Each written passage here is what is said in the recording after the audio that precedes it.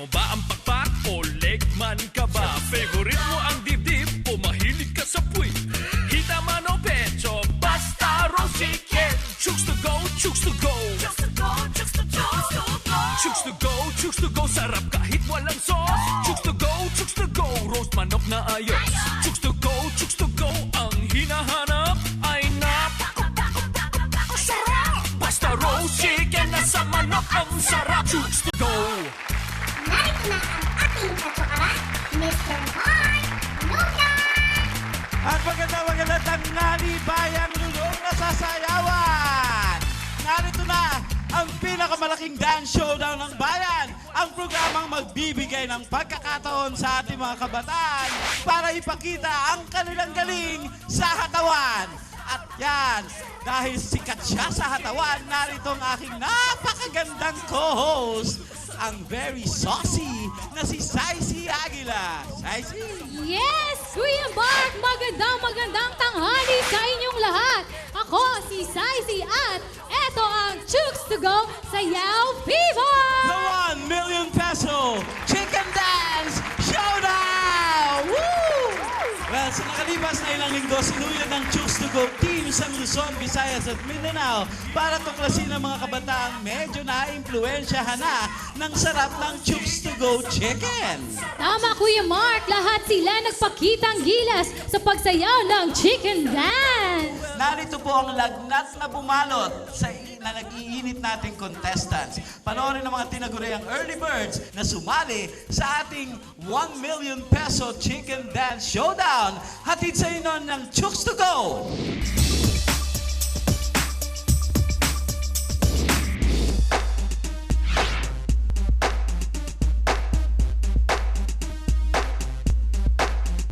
Nang suyuri ng kamera ng Chooks to Go ang maraming lugar sa bansa, pinamalas ng mga Pinoy ang kanilang galing sa pag-chicken dance.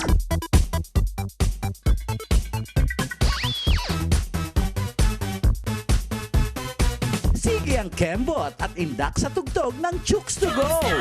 Type mo ba ang pakpak o legman ka ba? Favorite mo ang dibdib o mahilig ka sa puwit? Hita man o pecho, basta roast chicken. Chooks to go, chooks to go. Mula Luzon, Visayas, Mindanao. Di na maaawat ang pagindak sa tugtog na may kalansing ng 1 milyong piso.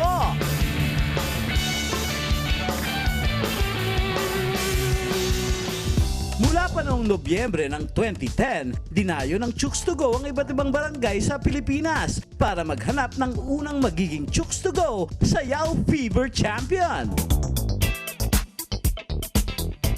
Mapamall man o covered court sa mga barangay, lahat ay nasa mood na magpasikat para makapachuk. Ultimong mga tambay, di mapigilan ang pagsabay sa chicken dance na isa ng pambansang sayaw.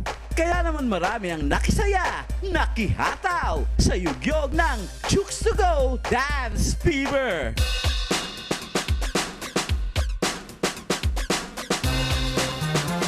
Ilan sa dinayo na ng Chooks ang Metro Manila, Isabela, Bulacan, Zambales, Bataan, Rizal, Batangas, Quezon, Leyte, Samar, Tacloban, Bohol, Cebu, Negros. Woo! Albay, Palawan, Ormoc, Dumaguete, Jensan, Antique, Iloilo, Bukidnon, Misamis, Pagadian at Cagayan de Oro. Sa kasalukuyan, marami pang lugar ang pupuntahan ng Chooks to Go para hanapin ang kauna-unahang Chooks to Go Sayaw Fever Dance Showdown Champion at mag-uwi ng 1 milyong piso. Alright, yan ang mga kaganapan sa mga piling lugar sa bansa kung saan ginawa ang initial screening ng mga grupong posibleng magkita-kit sa finals at mag-uwi ng 1 milyong piso. Yes, Kuya Mark! Ngayon naman, subukan natin ang galing ng audience. May 3 tayong pipiliin na volunteers para malibre ang kanilang panangalian. Ang tatlong masisiba, ang mga mahihilig sa chicken, ay mag-showdown dito pa rin sa stage kung sino ang pinakamabilis mag-debone. Ibig sabihin ay kung sino ang pinakamabilis umupak at sumimot ng isang buong manok. At ang mananalo po, ang pinakamabilis na mauorasan sa pagkain ng manok ay mapapasaling, mapapabilang bilang kauna-unahang record holder sa Chooks Book of Records. Yan po ay dito pa rin sa programa namin na hatid sa inyo ng Chooks to Go. Ready? And go! Yay! Chooks to Go! Go, Kuya!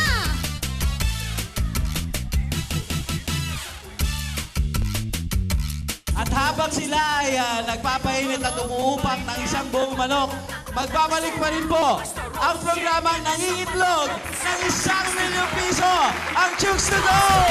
Chooks to go, sarap kahit walang sauce. Chooks to go, roast manok na